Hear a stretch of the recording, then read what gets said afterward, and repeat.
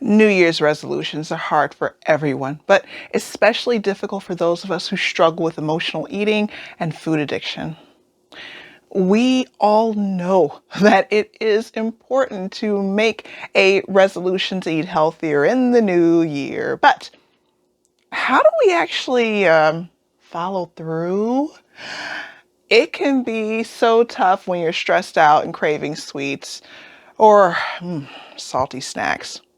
So here are 5 tips on how to create successful New Year's resolutions as an emotional eater or food addict. Now, the first step is recognizing that there is a mindset piece to this puzzle before you reach for healthy fat or any fat.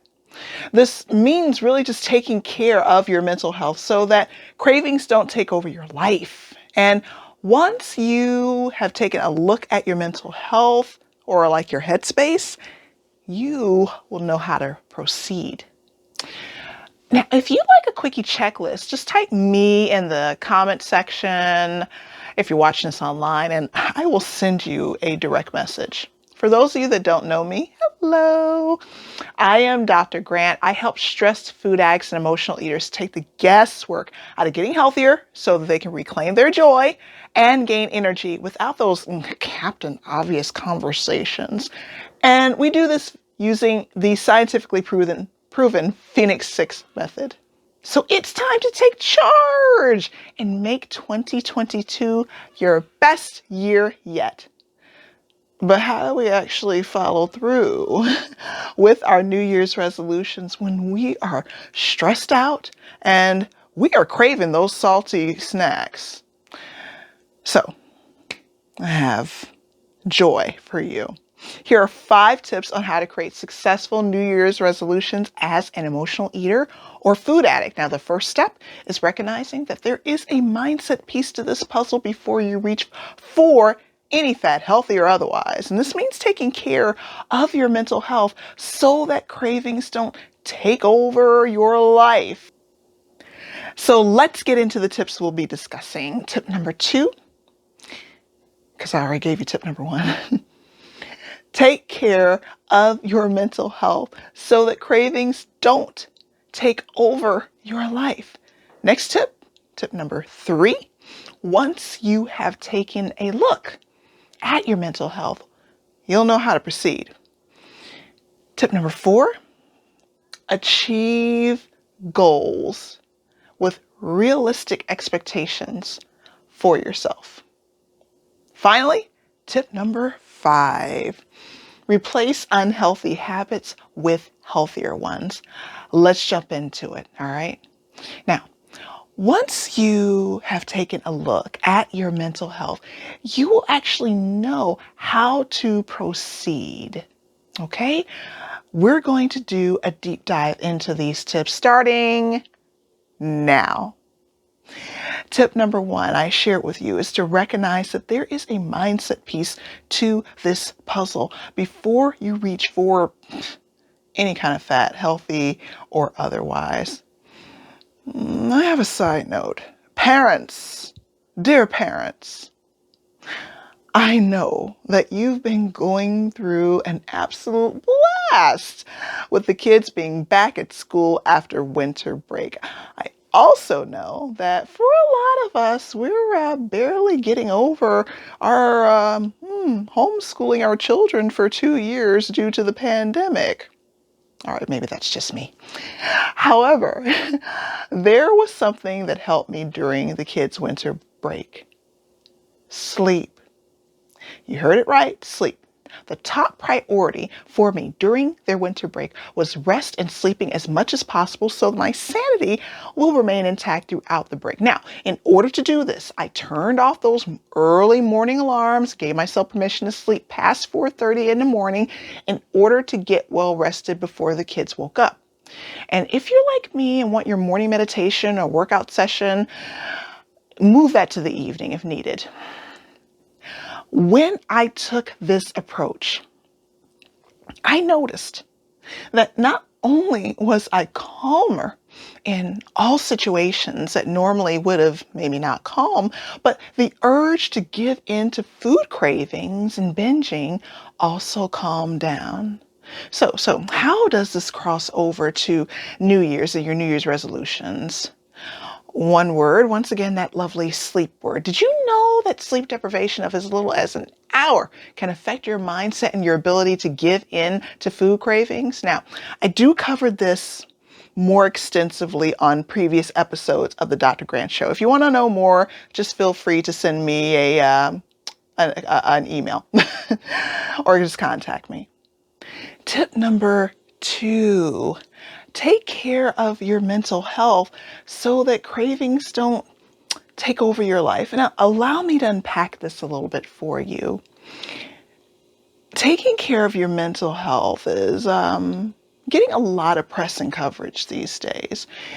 But I am talking to you if you are an emotional eater, a food addict, if you struggle with food cravings, if you go on food binges, if you're a nighttime food binger.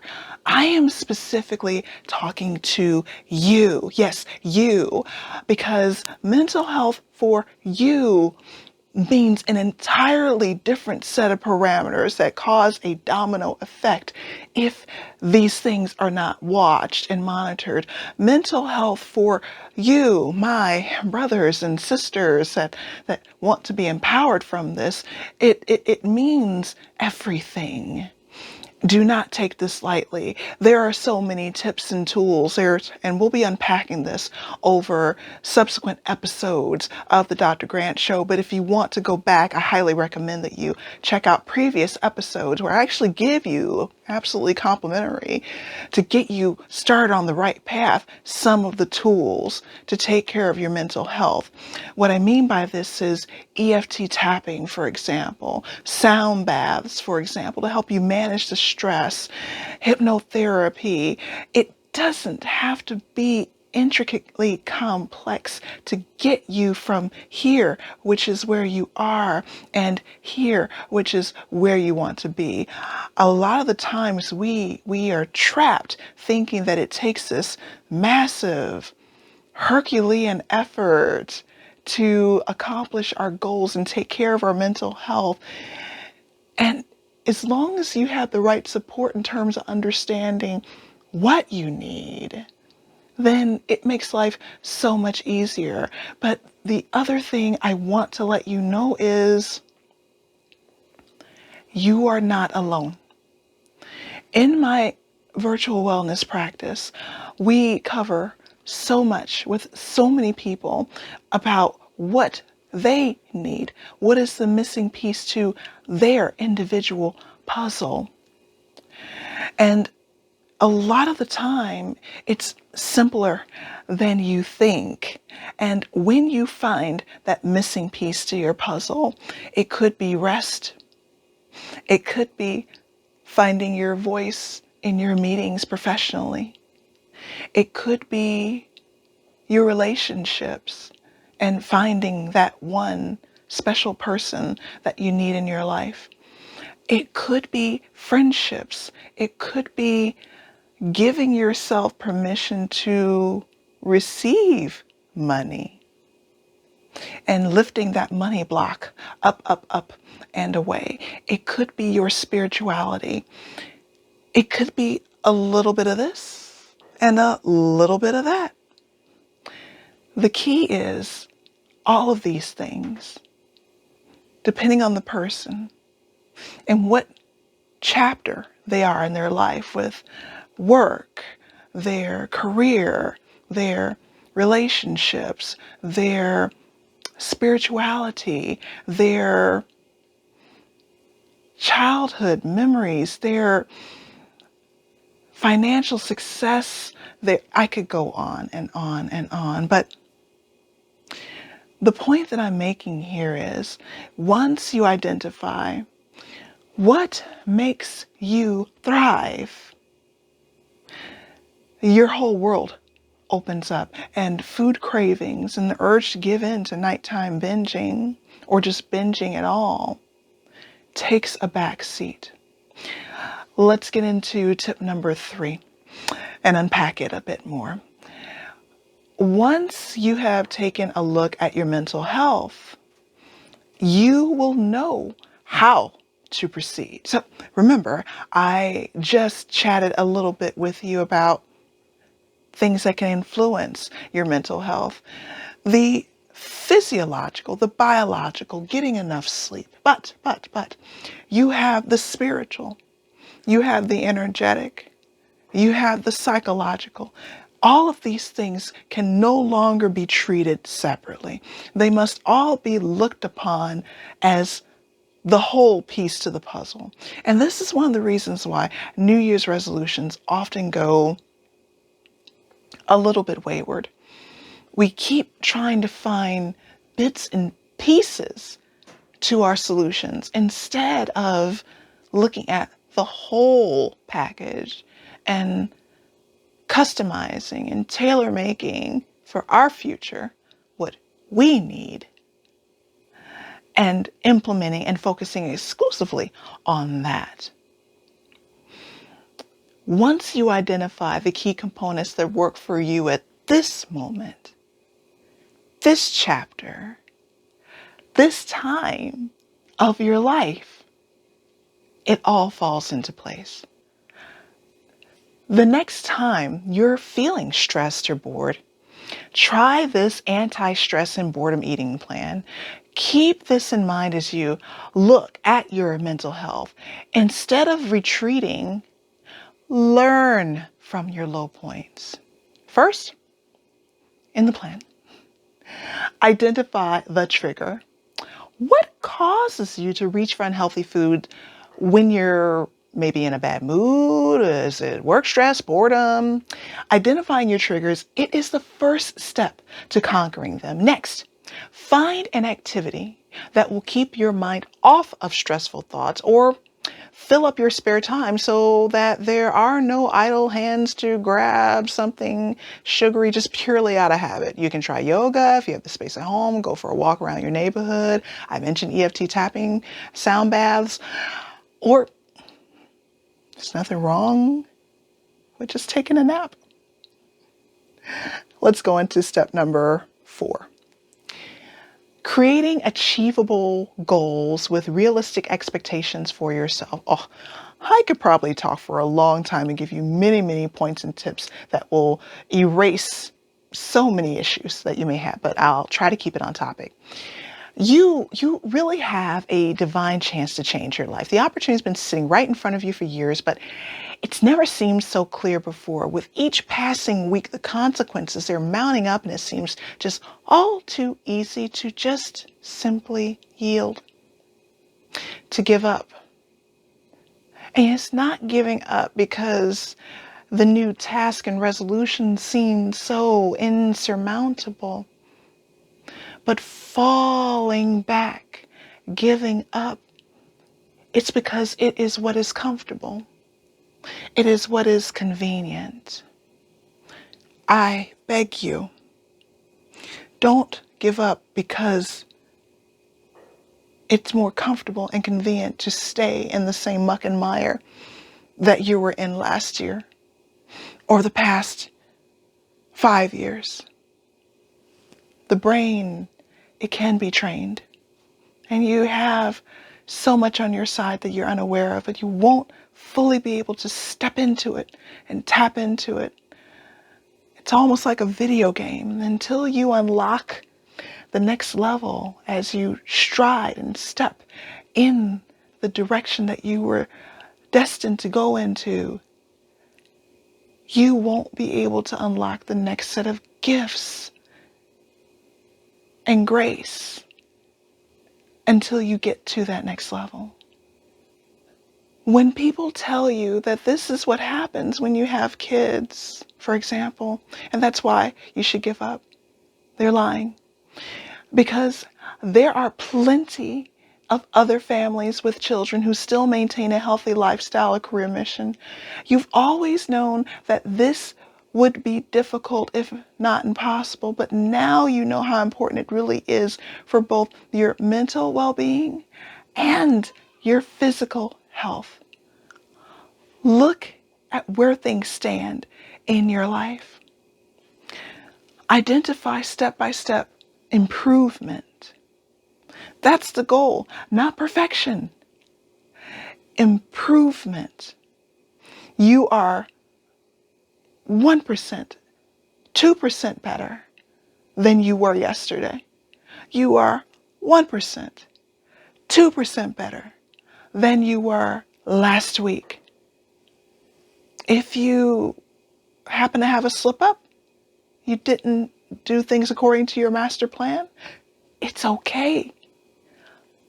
Let the mistakes of the past go. Okay, I'm sorry. So let me get on to, finally, tip number 5. Replace unhealthy habits with healthier ones. Now, I know you're probably saying, Dr. Grant, didn't you promise no Captain Obvious moments and conversations? I am, and I do. So hear me out. The biggest mistake people make when they replace unhealthy habits with healthier ones is that it is too big of a leap. You can't go from eating cheap, greasy fast food for 2 years to a big bowl of salad with a spritz of olive oil and lemon. There's just got to be some middle ground in there. Like, for example, not ordering extra cheese on your taco. Yes, Mexican food. Or getting the grilled chicken instead of the fried chicken on your sandwich at lunchtime. But if you don't give yourself enough room to maneuver, then any change will seem insurmountable, even worse than staying where you are right now. Remember, always ask yourself, what do I want to become, and what price am I willing to pay to get there? Ask yourself this every single time, and the answer will become clearer and clearer every day.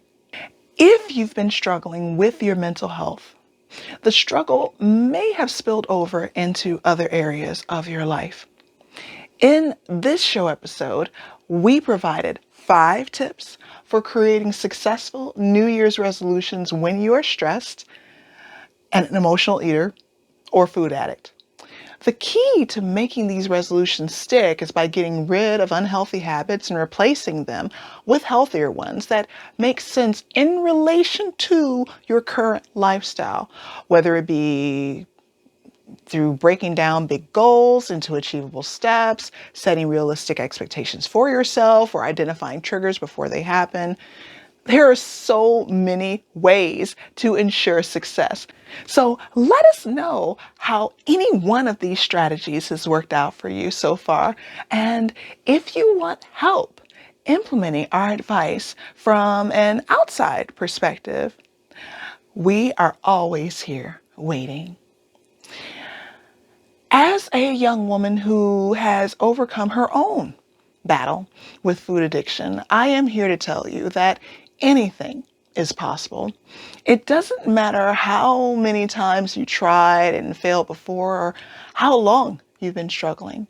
What matters is that this time, for the first time in your life, you are fighting for yourself.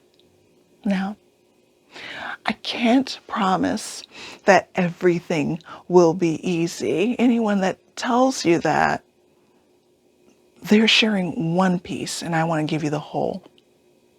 What I can tell you is that every tiny bit of progress towards your mental well-being, whether it's getting rid of one bad habit or building up an internal system of self-care, will make all the difference in the world, and it will make it so much easier to reach your goals. And isn't that what you want? You want to reach your goals, but you're tired of the wrestling match, the searching in the darkness to find it. What you want is to wake up every day knowing that you are equipped with the tools that you need, no matter what situation you may encounter. Stress at work, an unwelcome conversation, traffic, maybe things didn't go so well with your family, kids if you have them, an unexpected bill that pops up, an unexpected anything.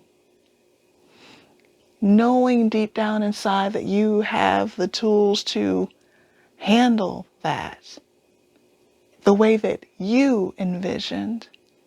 Imagine how different your life will become. I'm excited for you. I'm excited for those of you that are watching the Dr. Grant Show today, because this is the first chapter and the first step of your life today, because every week we are going to give you the tools that you need to find and identify the missing piece to your puzzle and